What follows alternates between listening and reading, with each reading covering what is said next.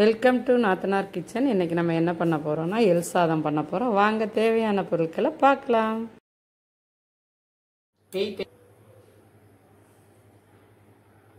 நிலக்கடலை பருப்பு 2 table spoon, ஒரு 25 கிராம் எள்ளு, 1 டேபிள் ஸ்பூன் உளுந்து, கடுகு ஒரு 1/2 டீஸ்பூன், கடலைப்பருப்பு ஒரு 1 டீஸ்பூன், காரத்துக்கு தகுந்தபடி 4 மிளகாய் வத்தல், கருவேப்பிலை தேவையான அளவு, பெருங்காயத்தூள் தேவையான அளவு, ஒரு 2 பேர் சாப்பிட்ற அளவுக்கு சாதம் எடுத்திருக்கேன்.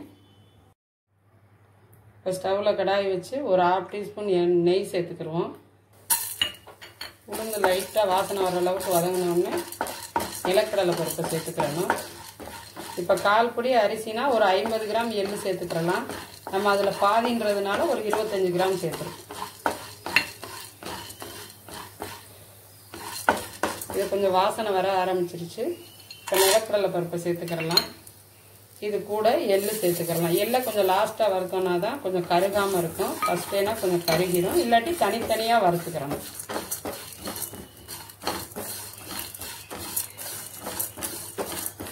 இது நல்லா வாசனை வர ஆரம்பிக்கும்.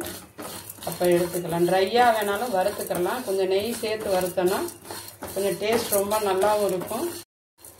இப்போ உளுந்து எள்ளு நிலக்கடலை பருப்பு நல்லா வாசனை வர்ற அளவுக்கு நல்லா வறுத்துட்டோம். இப்போ இது கூடயே 2 காஞ்ச மிளகாய் சேர்த்துக்கிறோம். காரம் நம்மளுக்கு எவ்வளோ தேவையோ அந்த அளவுக்கு சேர்த்துக்கிறோம்.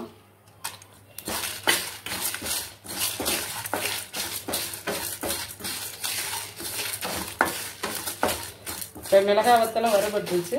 இப்போ ஸ்டவ்வை ஆஃப் பண்ணிவிட்டு இதை நல்லா ஆற விட்டு கொஞ்சம் ட்ரையாக அடித்து எடுத்துக்கலாம். ஸ்டவ்வில் கடாய் வச்சாச்சு.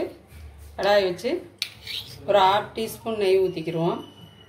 அது கூடயே ஒரு 1 டீஸ்பூன் நல்லெண்ணெய் சேர்த்துக்கிறோம்.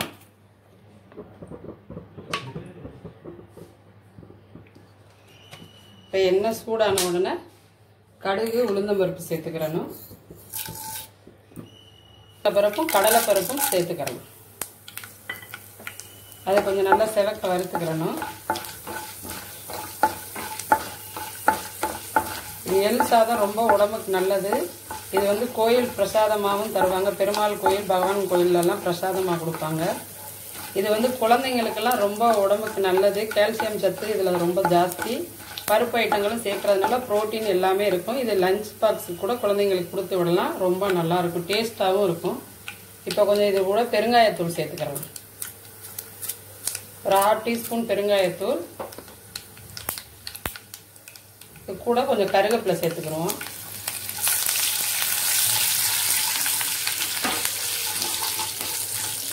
இப்போ இது கூடவே நம்ம சாதத்தை சேர்த்துடலாம்.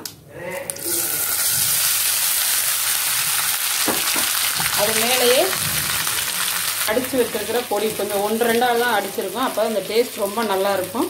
இப்போ இந்த பொடியும் அதில் சேர்த்துக்கலாம்.